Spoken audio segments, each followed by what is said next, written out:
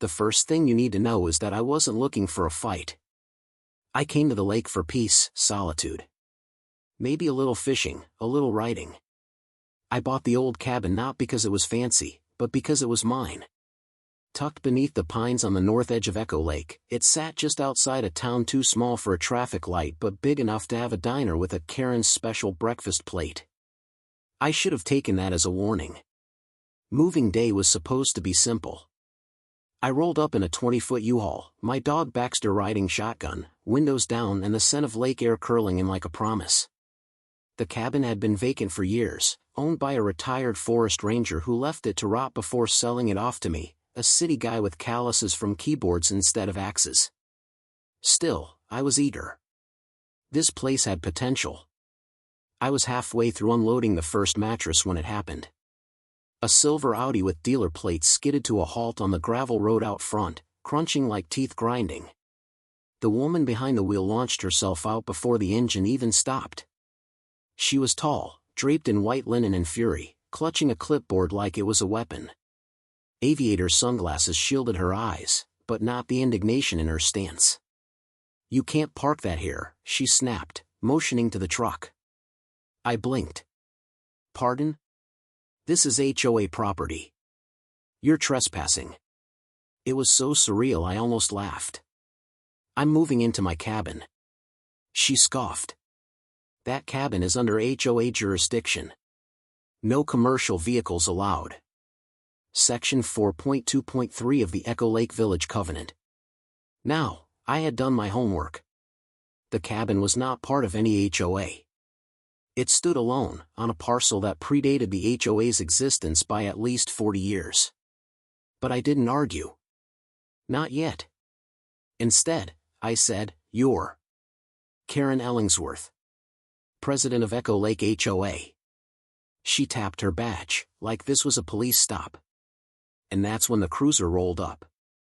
Sirens off, lights quiet, but it pulled right up beside the moving truck. My stomach dropped.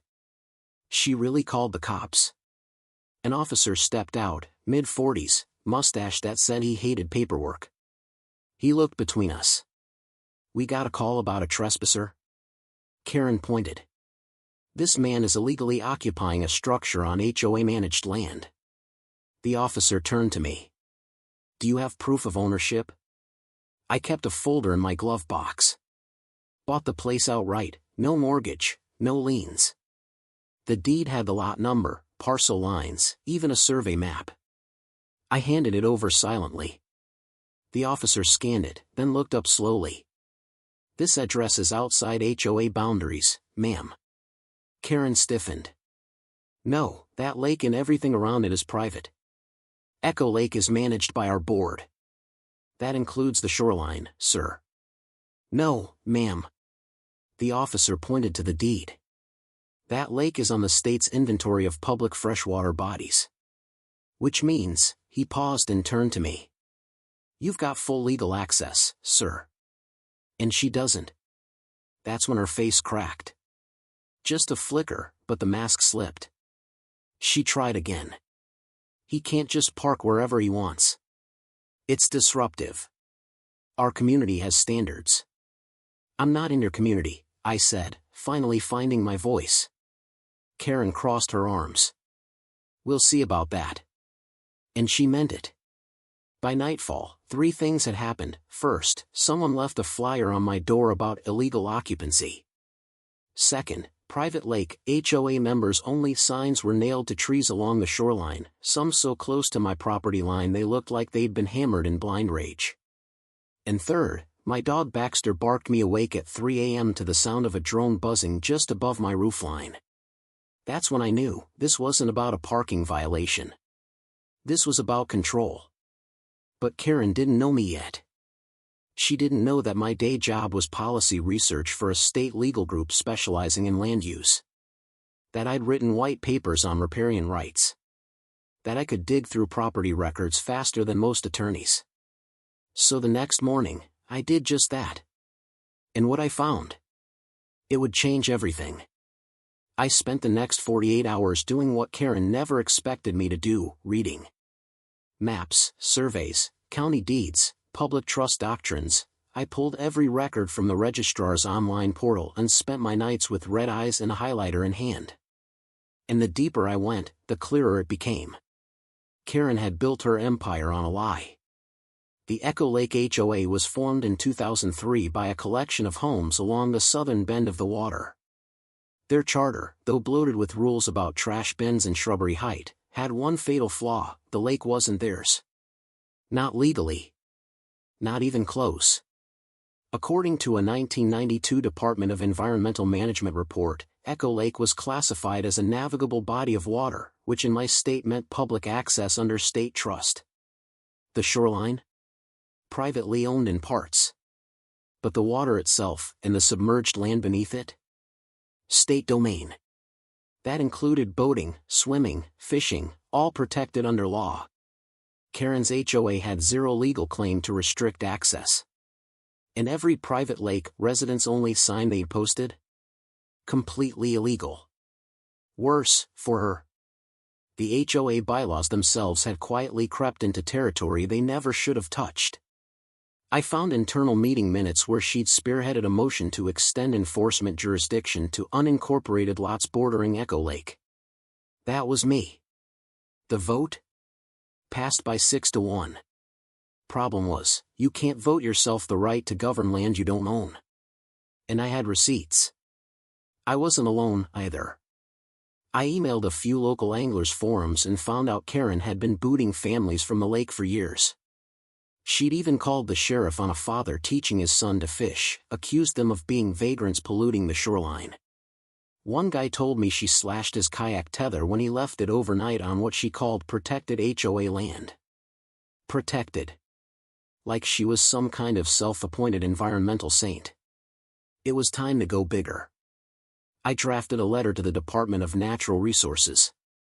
It included GPS-tagged photos of the illegal signs, screenshots of the HOA's jurisdictional maps, and direct quotes from the bylaws that claimed ownership of Echo Lake waters and associated recreation privileges. Then I dropped it in the mail. Certified. Return receipt requested. And waited. While the gears of government turned, Karen did not let up. In fact, she escalated. On the fourth day after our confrontation, I found tire tracks on my lawn. Deep ones. Like someone had driven up and spun out. Baxter, my dog, had been barking like mad around 3 a.m., but I didn't see anything through the trees. The next morning? A letter, hand-delivered in an unmarked envelope. Consider this your final warning. Echo Lake HOA will not tolerate threats, legal intimidation, or non-compliance. Cease disruptive behavior or face community action. No name. No signature. Just that.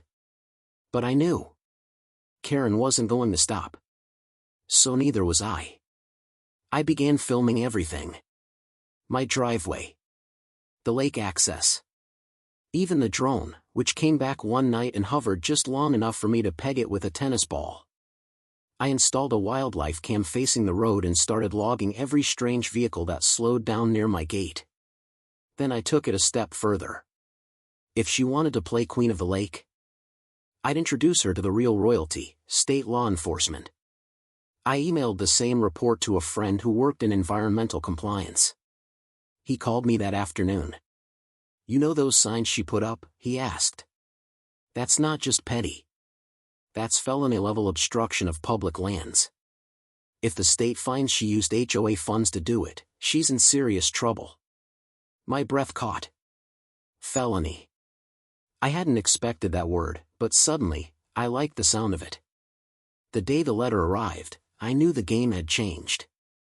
Official state letterhead. Bold black ink. Notice of noncompliance and formal investigation, Echo Lake HOA. I couldn't wait to deliver the news. But I didn't knock on Karen's door. No. I waited. Because the real show was about to go public. It happened on a Saturday. Bright. Breezy. The kind of day that begs for paddleboards and lemonade, except Echo Lake was unusually quiet. No kids yelling on the dock. No joggers in pastel spandex.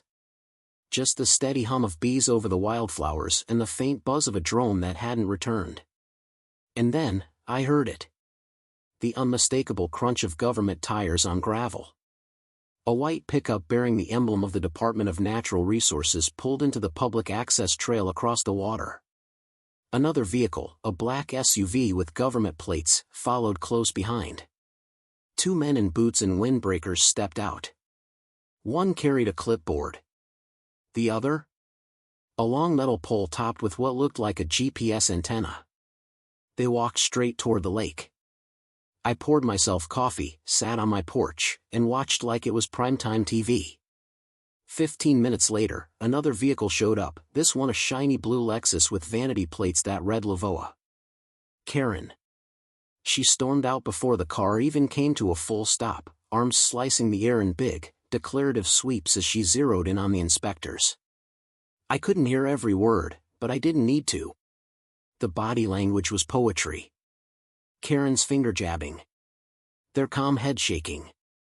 Then a third figure appeared, a younger woman in jeans and a leather satchel slung across her shoulder. I recognized her instantly. Sarah Hanley, Assistant State Attorney. And when Karen saw her whole face changed. Gone was the righteous fury. What replaced it was something closer to panic. Her mouth moved, but Sarah barely responded, just nodded once, handed her a folder, and pointed toward the lake. Then Sarah walked toward my cabin. Baxter barked once. I stood. "Mr. Mason," she called from the edge of my porch. "That's me." She smiled. It was the kind of smile you give someone when the cavalry has arrived. "I'm here to thank you. Your documentation helped open a formal investigation. You may have just stopped an entire HOA from illegally monopolizing public land." I blinked. They're really taking it that seriously? Sarah handed me a copy of the same letter I'd received, but now it had a yellow sticker on top, urgent, field action required. They claimed ownership over navigable water. Posted signage to mislead the public. Threatened citizens. All funded by mandatory HOA dues. That's not a civil issue anymore, Mr. Mason. That's fraud. I stared at her. Fraud. The word echoed louder than I expected. What happens now? Sarah motioned toward the lake. We're starting with immediate removal of the illegal signage. Next step, full audit of the HOA's finances. If we find misuse of funds or deceptive accounting to support these enforcement campaigns, well, let's just say the lake isn't the only thing that will become public. My chest tightened, not with fear, but with relief. Karen was unraveling. And the best part? I hadn't even gone viral, yet. That came 2 days later. I uploaded the drone footage I'd captured, Karen screaming at fishermen, yelling at kayakers, slapping "No trespassing" signs into soft dirt like she was conquering new territory. I spliced in clips of the state officials removing signs, overlaying it with Karen's quotes from HOA newsletters. Echo Lake is under the stewardship of those who care enough to protect it from outsiders. The video exploded. By Thursday morning, I woke to find myself tagged in a Reddit thread titled, "HOA President Thinks She Owns a State Lake, Gets Smacked Down in Real Time." 1 million views. Thousands of comments. Memes. Someone even edited in a Game of Thrones dragon screaming "The lake is ours," before cutting to Sarah calmly handing Karen a cease and desist. And that was before the local news showed up. They wanted a statement. A sit-down interview.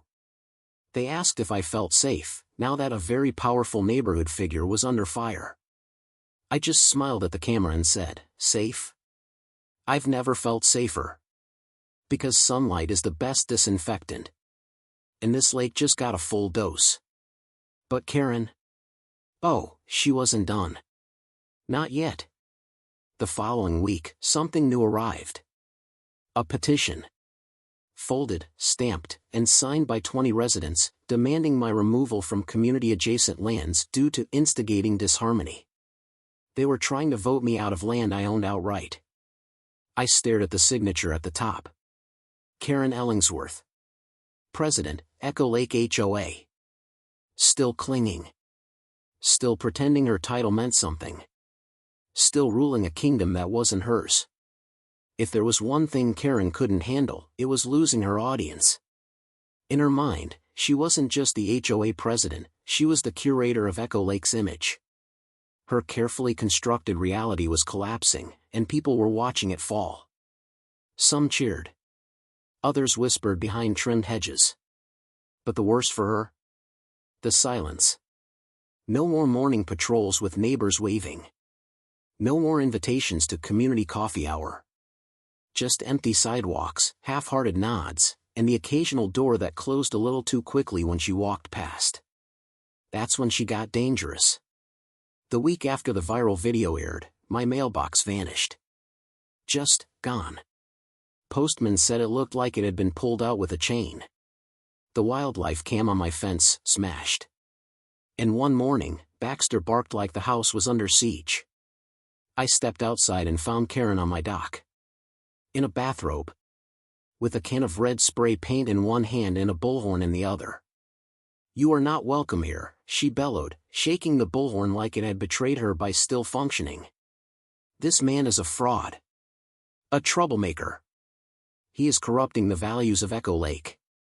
She had painted HOA traitor across my dock boards. I stood frozen. Barefoot. Speechless. Then she looked up, bullhorn hanging loose in her grip, and hissed, "You think you can ruin me with a video? I own this community." I didn't respond. I just reached into my hoodie pocket and held up my phone. Recording. Her eyes widened. She fled. The footage was shaky, just enough to see her face and the words she'd painted, but it didn't need to be a masterpiece. I posted it. And it blew up even faster than the first video. The new title? HOA President Breaks Onto Private Property to Defend Fake Lake Rights, with a Bullhorn. By the next day, she'd made national news. Late-night hosts cracked jokes. One dubbed her Lake Karen. Another did a bit about HOA dictatorship, complete with toy megaphones and a blow-up swan as her royal transport. Even a fishing podcast mentioned the story. You never know when casting a line could spark a lawsuit. But behind the laughs, the legal gears kept grinding. The Department of Natural Resources subpoenaed the HOA's financial records. And what they found? Let's just say, it was worse than anyone thought. More than $48,000 had been spent over 5 years on lake security and enforcement. That included signs, drone purchases, even patrol uniforms for a volunteer HOA security squad Karen had created. Not approved by vote. Not disclosed to residents. And absolutely not legal. Then came the kicker, evidence that she'd altered meeting minutes, forged emails to back claims of land authority, and used HOA funds to pay a lawyer to draft threatening letters, many of which were never sent, just stockpiled like weapons in a folder titled Problem Residents. My name was on 5 of them. She wasn't just ruling with intimidation. She was building a paper fortress around her fantasy. But here's the part that no one expected. It wasn't just me filing a complaint anymore. It was the state attorney general. On a Thursday, I watched from my porch as 2 black sedans pulled into the Echo Lake Community Center parking lot. Karen, in heels and a powder blue pantsuit, met them at the door. She looked composed. Regal. Until the papers were handed to her. I couldn't hear the words, but I saw her mouth move. No. Then louder. No. Then she slapped the papers from the attorney's hand and stormed inside the building. Cameras caught it. Phones did too. Within hours, she was trending again. This time, not just as a tyrant, but as a liability. 3 board members resigned that night. By morning, a public notice was pinned to the HOA's website. Karen Ellingsworth has been temporarily suspended pending the outcome of state investigations. All lake-related regulations are nullified effective immediately. And below it? A simple black and white statement. Echo Lake is public. Enjoy responsibly. I kayaked that morning. Not just because I wanted to, but because I could. I glided past the now empty dock where Karen once shouted at paddleboarders. The signs were gone. The air felt lighter. And for the first time since moving here, I didn't look over my shoulder. I looked forward. The hearing was open to the public. By then, most of the town knew the basics. Karen Ellingsworth, self-styled Queen of Echo Lake, had been accused of misappropriating HOA funds, illegally restricting public land, and engaging in harassment campaigns against multiple property owners, me among them. But what people didn't expect? The depth of it. The courtroom was standing room only. I sat in the third row, hands clasped, Baxter asleep at my feet in his emotional support vest. He wasn't technically allowed, but the judge had made an exception after seeing the video of Karen yelling through a bullhorn on my dock. "That poor dog," she muttered. Karen arrived flanked by 2 attorneys, dressed in navy blue in defiance. She didn't look at the crowd. Didn't acknowledge the whispering neighbors. She just walked to the front like she still believed this was a misunderstanding. Then the judge read the charges. Wire fraud. Falsifying public records. Harassment. Unlawful use of HOA funds. Criminal trespass. Each word echoed like a stone dropped into still water. Karen didn't flinch. Not even when the prosecutors played the video, the one where she painted HOA traitor on my dock and yelled that she owned this community. It was surreal watching it on a courtroom screen, the glow of her rage now preserved in 1080p. Her lawyer called it a moment of stress and claimed she had acted out of concern for neighborhood cohesion. The prosecutor responded, "This is not cohesion. This is coercion." Dressed in HOA paperwork. The room fell still.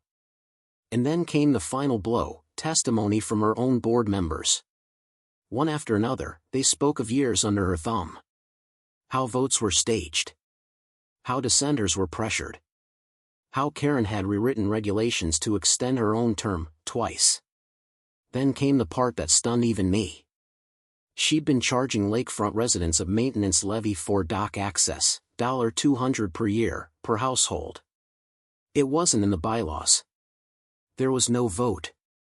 And that money? Over $11,000 had gone straight into a private lake beautification fund, which was, according to forensic accounting, a personal bank account in Karen's name. The judge called for a recess. People poured into the hallway like steam escaping a pressure cooker. I didn't move. Just sat there. Quiet. Processing. Because as much as I hated what she did, part of me felt something else. Pity. Karen had created this fantasy to feel important. To feel in control. But she lost herself in it, bit by bit, until she wasn't leading a community, she was lording over a lie. The ruling came down 2 weeks later. Karen was removed permanently from any HOA leadership role statewide. She was fined nearly $90,000 in restitution and civil penalties. The HOA was placed under court-appointed oversight for 1 year. And Echo Lake? Officially reaffirmed as public access land. All private restrictions null and void. The dock she once ruled from was now a kids' fishing platform. The spot she posted her signs? Replanted with native flowers. And that conference room where she'd plotted it all? Turned into a free-use community book exchange. Months passed. The leaves turned gold and orange around the cabin. Baxter grew older, slower, but still barked at squirrels with the energy of a puppy. I started writing again. Not legal stuff, stories. Real stories. Sometimes I'd see families out on the water. Newcomers. Old-timers. Laughing. Skipping stones. None of them knew who Karen was. None of them asked. But every now and then, someone would knock on my door. "Hey," they'd say. "Is this the place from that video? The one where the HOA got banned from their own lake?" And I'd smile. "Yeah," I'd say. "That was me." They'd look at the view, take a breath, and add, "Thanks for fighting back." Karen still lives in the neighborhood. Quiet now. No more clipboards. No more emails. She walks her dog at dawn and doesn't meet eyes with anyone. But sometimes, I see her across the water. Staring. Not with anger, but with the look of someone who lost something they never really owned.